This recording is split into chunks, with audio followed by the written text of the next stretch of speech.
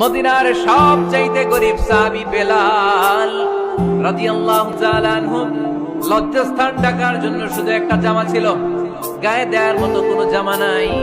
এই সাহাবীর মতো গরিব কোন সাহাবী মদিনার জমিনে নাই। এই বেলাল রাদিয়াল্লাহু তাআলা আনহুকে বিশ্বনবী ডেকে বললেন, ইয়া বেলাল আনফিক ইয়া বেলাল লা তাখশা মিন যিল আরশি ইকলালা। ও বেলাল, আল্লাহর রাস্তায় দান করো, কারণ আমার আল্লাহর ধনভাণ্ডারের কমতি নাই। সাইয়েদনা বেলাল রাদিয়াল্লাহু তাআলা আনহু সবচেয়ে গরিব। শুনতেছেন, বুঝতেছেন? সবচেয়ে গরিব।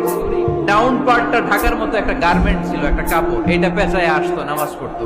গায়ে রাখার মতো কোনো জামা নাই, আর খাবার দাবার টাকা পয়সা বলতে নাই। ওই সাহাবীর বিষ্ণু ইসলাম বললেন, আনফিক বেলাল, বেলাল তুমিও দান করো, তুমিও দাও, দানের হাতকে প্রশস্ত করে দাও। আনফিক ইবনা আদম উনফিক আলাইক, হে বনি আদম দাও, দিলে আমি তোমারে দেব।